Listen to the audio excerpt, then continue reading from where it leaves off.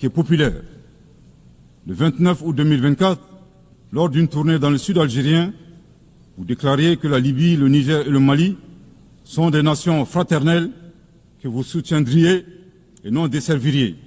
Le peuple malien n'a pas été surpris par ces propos qui indiquent éloquemment votre panafricanisme à l'instar de vos célèbres prédécesseurs, dont feu le président Abdelaziz Bouteflika, affectueusement appelé Abdelkader Mali. Suite à son établissement à Gao et l'engagement des autorités maliennes à travers les actions suivantes. Offrir le territoire malien comme base arrière aux Moudjahidines, ouvrant ainsi un front sud. Participer aux affrontements armés contre le colonisateur français en déployant des combattants maliens aux côtés des Moudjahidines sur le territoire algérien pour défendre la liberté et la dignité des Algériens. Défendre la cause algérienne dans toutes les instances diplomatiques jusqu'au recouvrement de leur indépendance. Cependant, il est de notre devoir d'appeler votre haute attention sur les propos incongrus de vos collaborateurs, allant à contresens de votre souhait de promouvoir des relations harmonieuses avec vos voisins dans le Mali. Le 31 juillet 2024, le ministre algérien des Affaires étrangères déclarait que la crise malienne n'avait pas besoin de solution militaire. C'était un conflit entre frères. La solution ne peut être que politique. Au sujet de l'accord d'Alger, il a affirmé qu'il avait été bénéfique pour le Mali et avait préservé la souveraineté et l'intégrité territoriale du Mali. S'en départir par conséquent aura un impact négatif sur tous les acquis.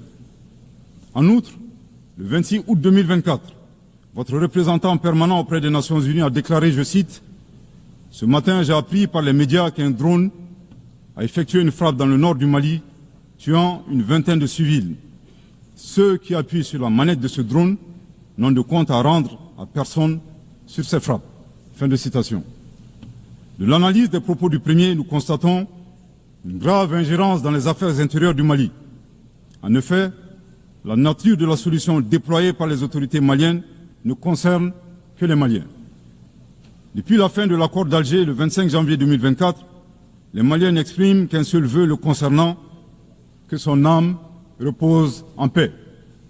Monsieur le ministre des Affaires étrangères, l'accord est bien et belle mort, vos incantations ne serviront pas à le ressusciter. Vous me donnez l'occasion d'une part de vous réitérer que nul ne peut aimer le Mali plus que les Maliens, et d'autre part de vous rappeler que le Mali et son peuple ne seront pas des spectateurs face aux assauts et l'adversité. Pour chaque balle tirée contre nous, nous réagirons par réciprocité. Pour chaque mot employé de travers, nous réagirons par réciprocité. À bon entendeur, tant pis. Quant aux représentants permanents algériens, en plus d'offrir le gîte et le couvert, certainement avec de succulents plats de tchèque-chouka et de chorba, à des terroristes et des renégats en débandade, son rôle d'estafette désorienté ne contribue guère à la promotion des relations de bon voisinage. De ces propos, il ressort des accusations graves et infondées. D'une part, la qualification de la nature civile des victimes à partir des médias est aventureuse et diffamatoire. Et d'autre part, en affirmant que les opérateurs de drones n'ont de compte à rendre à personne, ils alimentent une campagne de désinformation contre le Mali, tout en soutenant l'idée que les voyantes forces de défense et de sécurité maliennes seraient incapables de piloter des drones.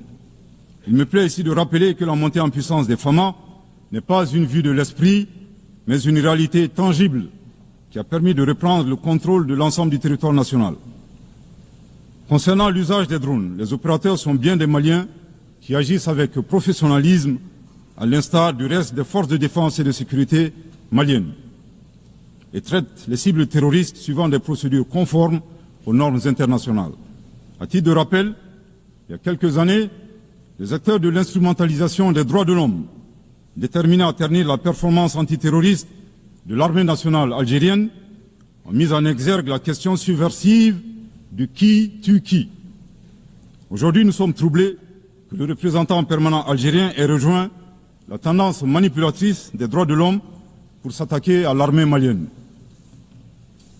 Le Mali exige de ces deux énergumènes diplomatiques qui cessent d'entrer dans l'histoire à reculons Manifestement, ils ignorent tout à la fois de l'histoire entre les peuples frères du Mali et de l'Algérie et la contribution exceptionnelle du Mali à la guerre de libération algérienne, et certainement de la géographie, car ils considèrent à tort le Mali comme une wilaya, c'est-à-dire une province algérienne.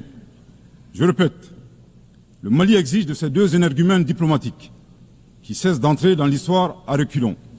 Manifestement, ils ignorent tout à la fois de l'histoire entre les peuples frères du Mali et de l'Algérie et la contribution exceptionnelle du Mali à la guerre de libération algérienne et certainement de la géographie, car ils considèrent à tort le Mali comme une wilaya, c'est-à-dire une province algérienne. Je répète pour une dernière fois, le Mali exige de ces deux énergumènes diplomatiques qui cessent d'entrer dans l'histoire à reculons. Manifestement, ils ignorent tout à la fois de l'histoire entre les peuples frères du Mali et de l'Algérie et la contribution exceptionnelle du Mali à la guerre de libération algérienne et certainement de la géographie, car ils considèrent à tort le Mali comme une wilaya, c'est-à-dire une province algérienne. Monsieur le Président, sur la situation régionale et internationale, le Mali reste très attentif au développement en cours en Afrique et dans le reste du monde. Ainsi sommes-nous préoccupés par le niveau de violence au Moyen-Orient.